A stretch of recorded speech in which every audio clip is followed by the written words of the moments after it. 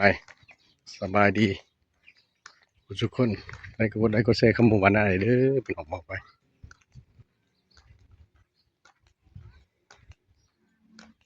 อ่ะสภาพบ้านภาพเมือง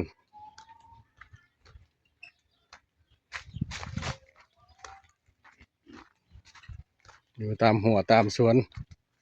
ตามธรรมชาติ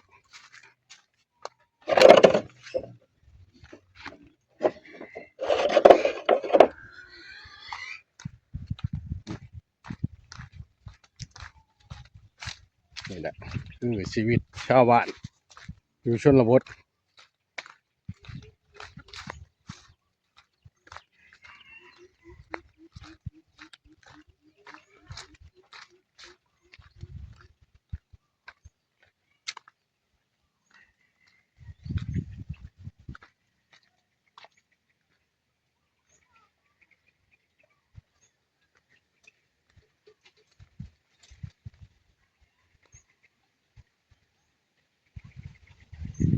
พี่น้องเอ้ย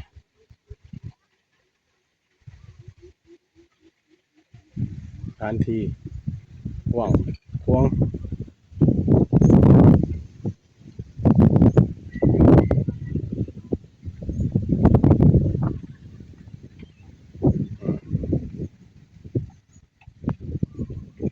นี่แหละคือเพื่อนว่าจะไรนะขุดหลุมธรรมศาสตร์แล้วก็ให้ปลามันเข่าพอนบกกระโจมเอาพี่น้องโอ้ยสำเสียเอาปลามีทุกปลาพี่น้องเอ้ย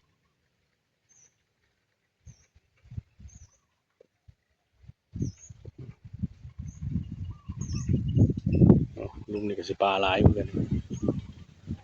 ทุกเยอะขนาดนั้นแต่ของตัวเองก็เนี่ยอีกลุมหนึ่งยังไม่ต้องผลแต่อีกลุมหนึ่งผลนะพี่น้องผลนะก็จะจูบไหลนี่แหละเขาว่าหากินตามบ้านๆตามธรรมศาสตร์บ่เคยได้ห้องแอร์นะพี่น้องนี่ช่วงยามหนาวกับหนาวอีดีเพราะว่ามันเป็นธรรมศาสตร์มันบ่มีหยังเจือปนบ่มีสารพิษปลากับปลาธรรมศาสตร์บ่มีไม่เป็นปลาเลี้ยงพี่น้องอ่ะมากินนี่ก็กดไลค์กดแชร์เด้อคำหมู่บ้านนาพี่น้องทางแฟนเพจคำหมู่ทองอินสุขสิในสุขความสุขความทุกข์ความเศร้ามันก็ปะปนกันไปพี่น้องอยู่วันนอกของหน้าก็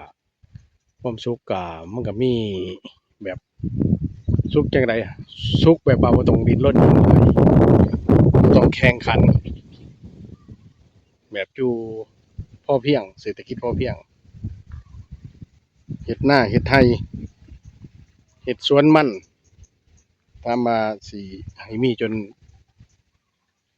ล้นคือคนที่เฮ็ดงานอยู่ต่างประเทศหรือว่าพุ่นพี่ก็สิบ่มีไร่ส่ำพอได้กินเด้พี่น้องชีวิตมันก็อยู่แบบบ้านๆก็บ่เล่นรนหลายบ่เมื่อยหลายถ้าไปอยู่บ่อนในเมืองในนาก็สิเล่นรนแหละบ่อยู่ก็บ่หาก็บ่ได้กินเพราะว่าหยังเพราะว่าทุกอย่างก็เซาเขาเบิดห้องก็เซาข้าวก็ซื้ออันนี้เฮ็ดนากินข้าวก็บ่ได้ซื้อเด้อฉะนั้นพี่น้องก็ดำรงชีวิตต่อไปคนเฮาคนไปก็ไปคนอยู่ก็อยู่เฮ็ดจั่งใดซั้นน่ะมันก็ต้องเป็นจังซั่นตามธรรมชาติเนาะแม่นบ่เด้อพี่น้องก่อนเป็นเด็กน้อยความฝันก็ฝันอีกแบบหนึ่งเป็นผู้ใหญ่ก็ฝันอีกแบบหนึ่งโอ้ปลาหลายอีหลีพี่น้องเอ้ยแต่ว่าความฝันบ่เคยทำลายไผอยู่สิไปหาหอยนี่เอาไปคั่วหอยไล่เด้อพี่น้องคั่วหอยก่อนหอยเราสิไปคั่วหอยพายกระตาถือกระตาคั่วหอยหาหน่อไม้เด้อพี่น้องก็แบบธรรมชาติเฮาแหละพี่น้องเอ้ยจะได้มากินนี่ก็กดไลค์กดแชร์เด้อพี่น้องปองไปอ้าวคำว่าสบายดี